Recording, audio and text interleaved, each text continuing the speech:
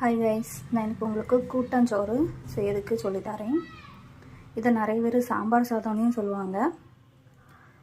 நான் இன்றைக்கி 1.5 கிளாஸ் அரிசி எடுத்துருக்கிறேன், 1/2 கிளாஸ் பருப்பு எடுத்திருக்கேன். நான் மட்டா ரைஸ் தான் எடுத்துருக்கிறேன். அதனால் 6 கப்பு தண்ணி ஊற்றி ஸ்டவ்வில் வச்சுருக்கிறேன்.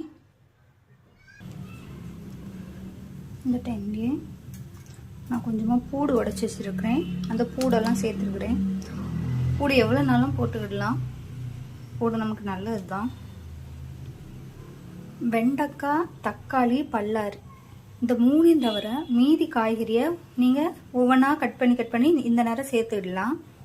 நான் சொன்ன 3 காய்கறிகளும் கடைசியாக நம்ம வதக்கி போடணும். அதனால தான் இப்போ நான் சேர்க்கல. மற்றபடி ஒவ்வொரு காய்கறியாக நம்ம கட் பண்ணி போட வேண்டியதான். ஃபைனலாக 1 பை 1 எல்லா காய்கறியும் கட் பண்ணி போட்டதுக்கப்புறம் ஒரு கைப்பிடி தேங்காவை அரைச்சி சேர்த்துக்கிறேன். இந்த டைமில் இவ்வளோ புளி நான் ஊற வச்சுருக்கேன். இது ஒரு சின்ன நெல்லிக்காய் சைஸ் இருக்கும். நான் ஃபஸ்ட்டே சொன்ன மாதிரி வெண்டைக்காய், தக்காளி, பல்லாரி இதை தனியாக வெட்டி வச்சுருக்கிறேன். தக்காளியில் பாதி தக்காளி அரைக்கிறதுக்கு எடுத்துகிட்டு பாதி தக்காளியை கட் பண்ணி வச்சுருக்கிறேன். இப்போ ஸ்டவ் ஆன் பண்ணி ஒரு பேனில் தாளிக்க தேவையான எண்ணெய் ஆட் பண்ணிக்கலாம். எண்ணெய் நல்லா ஹீட் ஆகணுன்னு கடுகு ஆட் பண்ணிக்கலாம். அது கூடவே கொஞ்சம் உளுந்து ஆட் பண்ணிக்கலாம். அப்புறமா கொஞ்சமாக ஜீரகம் ஆட் பண்ணிக்கலாம்.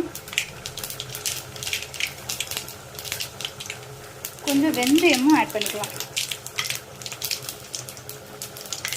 நல்லா இதாக வந்தோடனே கட் பண்ணி வச்சுருக்க பல்லாரி சேர்த்துக்கலாம்.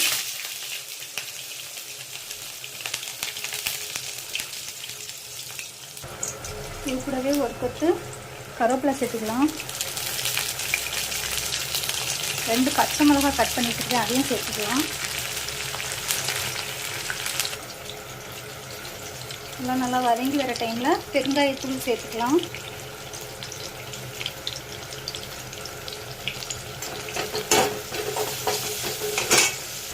இது கூடவே நல்ல மிளகும் ஜீரகமும் சேர்த்து அரைச்சி வச்சது ஒரு 2 ஸ்பூன் சேர்த்துக்கலாம்.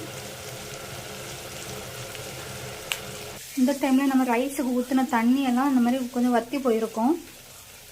அதனால் நம்ம கூட 2 கிளாஸ் தண்ணி சேர்த்துக்கலாம். இது நம்ம தாளிப்புக்கு செஞ்சிட்ருக்கிறதுல மஞ்சள் 1 ஸ்பூன் ஆட் பண்ணியிருக்கேன். 1/2 ஸ்பூன் ஆட் பண்ணால் போதும். இந்த டைமில் தக்காளி ஆட் பண்ணிக்கிறேன். கட் பண்ணி வச்சுக்கிறது மட்டும் இப்போ ஆட் பண்ணுறேன். இது கூட மல்லித்தூள் ஒரு ஹாஃப் ஸ்பூன் ஆட் பண்ணுறேன்.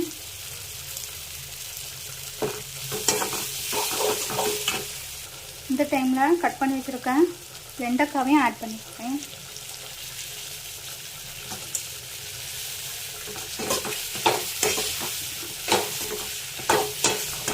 நல்லா வதங்கணும். இந்த வெண்டைக்காயில் உள்ள கொலன்னு இருக்கிறது எல்லாமே போகணும்.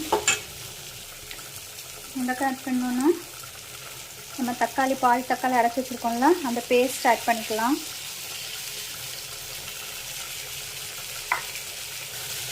வெண்டைக்காய் தக்காளி எல்லாமே நல்லா வதங்கி வரக்கூடிய டைமில் நம்ம சாம்பார் பொடி நீங்கள் என்ன பிராண்டுனாலும் யூஸ் பண்ணலாம்.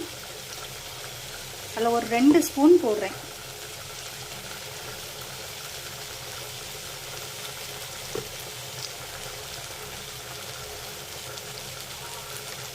ஊட்டோன்னா நல்லா கட்டியானது மாதிரி இருக்கும்.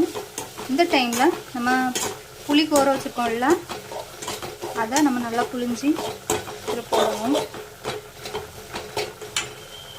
புளி நல்லா கோந்தாச்சு. இதை நம்ம நல்லா பிசைய வேண்டியதான். நல்லா பிசைஞ்சு இந்த தண்ணியை அதில் ஊற்ற வேண்டியதான். நம்ம புளி தண்ணியெல்லாம் ஊற்றின அப்புறம் இப்படி தான் இருக்கும். இது ஒரு கொதி வந்த உடனே நம்ம இதில் இருக்கிறது எல்லாமே நம்ம இந்த ரைஸுக்கு மாற்றிடலாம். இந்த மாதிரி நல்லா கொதிக்க ஆரம்பிச்சாச்சு. இனி நம்ம இதை நம்ம ரைஸ் கூட சேர்த்துடலாம். நம்ம அதில் இருக்கிறது எல்லாமே இந்த ரைஸுக்கு கன்வெர்ட் பண்ணியாச்சு. இப்போ இந்த மாதிரி தான் இருக்கும். இந்த டைமில் நமக்கு தேவைக்கேற்ப சால்ட் ஆட் பண்ணிக்கலாம். நான் 1 டேபிள் ஸ்பூன் சால்ட் ஆட் பண்ணுறேன். சால்ட் ஆட் பண்ணதுக்கப்புறமா உங்களுக்கு தேவைக்கேற்ப சில்லி பவுடர் ஆட் பண்ணிக்கோங்க. அது நம்ம சாம்பார் பொடியிலையும் சில்லி பவுடர் ஆட் ஆகிருக்கும். ப்ளஸ் நம்ம நல்ல மிளகு போட்டிருக்கோம், அப்புறம் சில்லி போட்டிருக்கோம். அதனால் தேவைக்கேற்ப பார்த்து ஆட் பண்ணுங்கள். ஃபைனலாக டேஸ்ட் பார்த்து உங்களுக்கு தேவைன்னா இன்னொரு கிளாஸ் தண்ணி ஆட் பண்ணிக்கோங்க.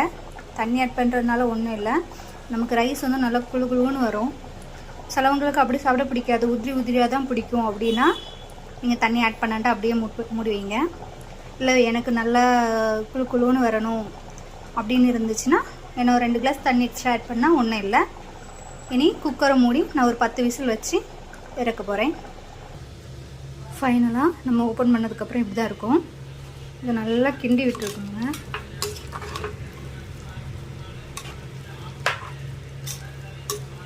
நமக்கு கூட்டாஞ்சோறு ரெடி ஆகிட்டு. இது கூட நீங்கள் பட்டாணியும் சேர்த்துக்கலாம். சரியா, பட்டாணி சேர்த்தா நல்லா டேஸ்ட்டாக இருக்கும். நீங்கள் காய்கறி கட் பண்ணி போடுவீங்களா, அந்த டைமில் கோர வச்ச பட்டாணியை சேர்த்துக்கலாம். இல்லைன்னா பச்சை பட்டாணி ஒன்றுலாம் அதையும் சேர்த்துக்கலாம். ரொம்ப டேஸ்ட்டாக இருக்கும்.